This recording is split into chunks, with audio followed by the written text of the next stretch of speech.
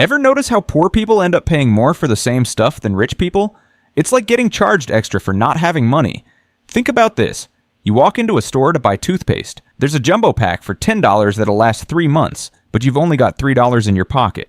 So what do? You buy the tiny tube. It'll run out in 2 weeks, and you'll have to buy it again, and again, and again. In the end, you spend more money on toothpaste than the person who could afford the jumbo pack up front. That's the tax of being broke. And no, it's not just toothpaste. Let's talk cars. If you don't have good credit, guess what? You can't get a decent loan. So now you're stuck with a sketchy used car from the "we don't check credit" dealership. It breaks down constantly. Repairs cost you more than the car's worth. Meanwhile, someone with a solid bank balance leases a fuel-efficient car, pays less per month, and rarely sees a mechanic. Being poor means you pay more just to keep up with life. It's like being forced to run a race, wearing flip-flops. And then there's rent. Can't afford first, last, and a security deposit?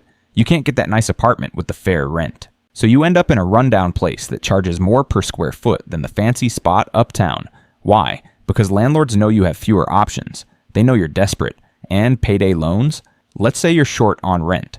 You borrow $200. Sounds manageable. Until you owe $260 next week, then $300 the week after. Suddenly you're stuck in a loop, paying interest on interest. And here's the thing, banks charge overdraft fees. Like, oops, you had $0, so we're charging you $35. It's like someone tripped and you kicked them for falling down. And don't get me started on groceries. Ever seen those 10 for $10 deals? Great, if you can afford to buy all 10. But if you just need one, it's $1.49. Same store, same item, higher price, because you're not buying in bulk. That's not just unfair, that's expensive. And the worst part? When you're poor, your time also costs more. Don't have a car? Now you're taking the bus.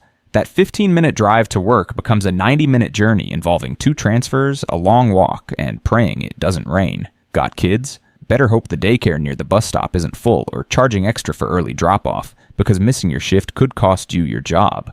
Even buying groceries takes longer. Without a car, you can't just do one big trip.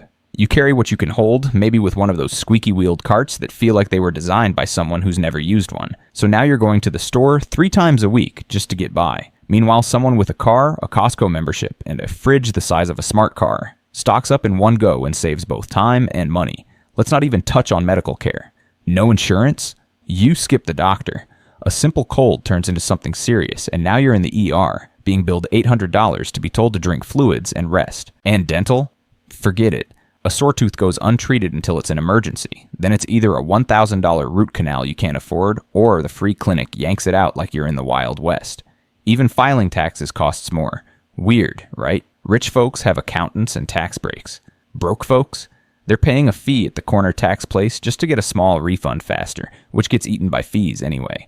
It's like getting charged to breathe at this point. So the system doesn't just fail people with less money, it punishes them. Being broke means paying more for everything, from groceries to rent to time itself. And the people who need help the most, they often get charged the highest price. If you want me to make more videos that actually help you break out of this cycle, to understand money, beat the traps, and move toward real financial freedom, make sure to like and subscribe. Thanks for watching.